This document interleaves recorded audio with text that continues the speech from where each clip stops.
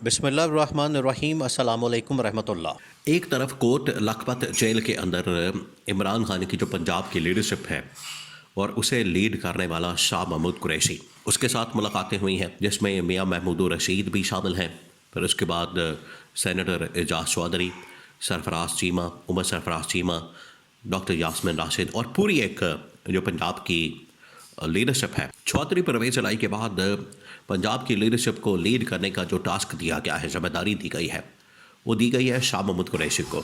अब शाह महमूद कुरैशी जो पूरा एक ग्रुप है, पूरा जो एक इनका पंजाब के अंदर चैप्टर है पीटीआई का, उसको शाह महमूद कुरैशी लीड करते हैं। और शाह महमूद कुरैशी के साथ कोट लखपत जेल में इंतहाई अहम तरीन मुलाकात हुई है। दूसरी जानब मरीम नवाज़ को अब ये नज़र आ गया, उन्हें ये आइडिया हो गया, अंदाज़ा हो गया कि पंजाब गवर्नमेंट के ऊपर बड़ी सख्ती आने वाली है। पंजाब गवर्नमेंट को घेरा जा रहा है हर तरफ से, पब्लिक भी बाहर निकल आई है, लाहौर हाई कोर्ट भी खिलाफ है, इस्टेब्लिशमेंट की जानिब से पैगाम आ गया है। और इलेक्शन कमीशन ऑफ पाकिस्तान ने एक मरतबा इलेक्शन ट्रिब्यूनल्स का काम शुरू कर दिया, तो फिर समझे कि पंजाब गवर्नमेंट का ही, पंजाब गवर्नमेंट के पल्ले कुछ नहीं बचना। तो अगर पंजाब गवर्नमेंट जाती है तो रिप्लेसमेंट के तौर पर शाह महमूद कुरैशी को पंजाब के अंदर इलेक्ट करवा के चीफ मिनिस्टर बनाने के चांसेस मौजूद हैं। ये पूरा एक प्लान है। अब ये जो पूरा प्लान बनाया गया है, ये इस्टेब्लिशमेंट ने बनाया। आपने इस प्लान को समझना है वन बाय वन, क्योंकि इसके अंदर बड़ी लेयर्स मौजूद हैं। पहला जो इसका स्टेज है, पहला जो फेस है, वो ये कि पंजाब गवर्नमेंट को सबसे पहले पैगाम दिया गया पंजाब हुकूमत को। आप देखें कि जो इस्टेब्लिशमेंट है उसकी इंतहाई अहम तरीन शख्सियत जो कि रिपोर्ट किया जा रहा है कि ISPR, DG ISPR वो मिले लाहौर में। तो अगर लाहौर में, सेंटर में, पंजाब के कैपिटल में अगर ISPR बैठ के ब्रीफिंग देता है और वहाँ से ये ब्रीफिंग पूरे पाकिस्तान के लिए, रियासत के लिए, हुकूमत के लिए एक बयानिया समझी जाती है, नुक्ता नज़र समझी जाती है, एक अप्रोच समझी जाती है और मौक़िफ़ समझा जाता है, बजाय इसके कि गवर्नमेंट का मौक़िफ़ सामने आए और वफाकी हुकूमत का मौक़िफ़ सामने आए। इस्टेब्लिशमेंट का जो मौक़िफ़ है उसको ISPR बैठ के यहाँ पर लाहौर के अंदर रिपोर्ट करता है, बात करता है और उसको एक प्रिंसिपल मौक़िफ़ के तौर पर लिया जाता है। अब पहला जो पैगाम इनको दिया गया पंजाब गवर्नमेंट को, वो ये था कि पंजाब गवर्नमेंट की कारकर्दगी ना होने की वजह से इनका जो 1 पेज का मामला है वो ख़त्म हो गया। और 1 पेज ख़त्म होने की वजह से पंजाब गवर्नमेंट को ये पैगाम दिया गया कि अब आप अपना बंदोबस्त करें। उसके बाद फिर ये 2-3 डेवलपमेंट्स होती हैं। नंबर 1 ये कि लाहौर हाई कोर्ट के अंदर बाकायदा पिटिशन्स आती हैं ना अहली की डिस्क्वालिफिकेशन की और कंटेम्प्ट की, क्योंकि कंटेम्प्ट वो चीज़ है जिसके ज़रिए से डिस्क्वालिफिकेशन हो सकती है। तो ये पहला, जब 1 पेज ख़त्म हुआ, 1 पेज ख़त्म होने के बाद जो पहला स्टेप लिया गया, लाहौर हाई कोर्ट के अंदर कंटेम्प्ट की प्रोसीडिंग शुरू करने के लिए बाकायदा पिटिशन आती है।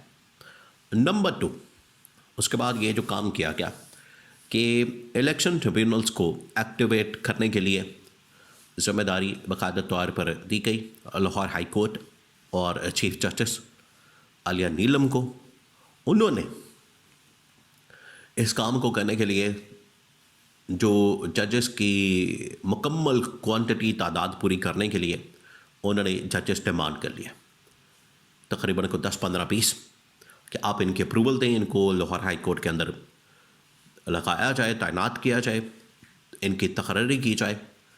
उसके बाद से ही इलेक्शन ट्रिब्यूनल्स काम कर सकते हैं, इलेक्शन ट्रिब्यूनल्स वर्किंग कर सकते हैं।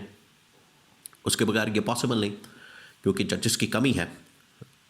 वो कमी की वजह से इलेक्शन ट्रिब्यूनल्स काम नहीं कर रहे। तो ये दूसरा स्टेप जो है वो लिया गया। तीसरा सबसे अहम तरीन कि पंजाब असम्बली के अंदर ही, जहाँ से वज़ीर आला इलेक्ट होता है, इलेक्शन लड़ता है, और उसके बाद MPA बनता है और फिर उसके बाद वहाँ पर वोटिंग होती है और वहाँ से फिर वज़ीर आला बनता है। पंजाब असम्बली के अंदर 50 से 100 MPs को ये PTI की तरफ धकेलने के लिए, PTI की तरफ लाने के लिए और अंदर से बगावत करवाने के लिए ये PTI के MPs और कुछ इंडिपेंडेंट और कुछ पीपल्स पार्टी के ये 50 से 100 के करीब बन जाते हैं। उनको तैयार किया गया कि जैसे ही पंजाब असम्बली के अंदर अदम एतमाद दायर की जाए तो फ़ौरन आपने इस अदम एतमाद को सपोर्ट करना है और अदम एतमाद को सपोर्ट करते हुए मरीम नवाज़ की गवर्नमेंट का तख्ता उलटना है। ये टास्क दे दिया गया। ये 3 ऐसे स्टेप्स हैं जिससे जो मरीम नवाज़ की गवर्नमेंट है मुकम्मल तौर पर घेरे में आ चुकी है। अब ज़ाहिरी बात है, एक मरतबा गवर्नमेंट ख़त्म होगी तो उसके रिप्लेसमेंट भी होनी चाहिए। रिप्लेसमेंट के तौर पर शाह महमूद कुरैशी के पास इस वक्त जो डायलॉग कमेटी है, जो कि आप समझें कि एक तरह से इस्टेब्लिशमेंट ने वो तैयार की, तरतीब दी। उसके अंदर फवाद चौधरी हैं, महमूद मौलवी हैं, इमरान इस्माइल है और इस तरह के 4-5 लोग हैं। उनको शाह महमूद कुरैशी के पास भेजा गया 2 पॉइंट्स देकर। एजेंडा 2 पॉइंट्स का था। जब कोट लखपत जेल के अंदर भेजा गया, उसमें जाके शाह महमूद कुरैशी को ये कहा गया कि आप एक तो ये कि बाहर आएँ, PTI की कमान संभालें, इमरान खान को माइनस करें और हमारे साथ बैठें, बात करें। आपको बाहर भी निकाला जाएगा, उसका भी इंतज़ाम किया जाएगा, पूरा बंदोबस्त किया जाएगा। दूसरा जो पॉइंट था वो ये कि आपको पंजाब की जो चीफ मिनिस्टर की पोजीशन है वो दे दी जाएगी, बजाय कि पहले वफाक के अंदर बड़ी तब्दीली लाई जाए, पंजाब के अंदर बड़ी तब्दीली करके टॉप लेवल के ऊपर फिर आगे मामला वफाक की तरफ भेजा जाए। ये यहाँ पर शाह महमूद कुरैशी को ऑफ़र दी गई। अब क्योंकि इस वक्त जो सेंट्रल कमांड है PTI के वो थोड़ी सी डामाडोल है, अंदर इख्तलाफात मौजूद हैं, अंदर लड़ाई झगड़े मौजूद हैं, एक दूसरे के ऊपर इल्ज़ाम तराशी की जाती है। कोई किसी का ऑर्डर फॉलो करता है, कोई किसी की लाइन फॉलो करता है, कोई इस्टेब्लिशमेंट के साथ मिलकर खेलता है, कोई विकेट के दोनों जानिब खेलता है। तो ये जो एक कन्फ्यूज़न नज़र आती है, इसको शाह महमूद कुरैशी ने दूर कर दिया।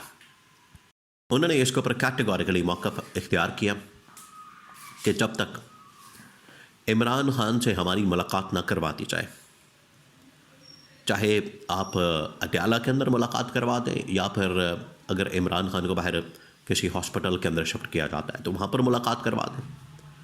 एक मरतबा इमरान खान से मुलाकात करवा दें तो ठीक है, इस प्लान के ऊपर काम कर सकते हैं और पंजाब के अंदर जो पहली तब्दीली है पंजाब के अंदर करके फिर मामला वफाक की तरफ, शहबाज शरीफ की तरफ बढ़ाया जा सकता है और उनकी हुकूमत का भी ख़ात्मा किया जा सकता है।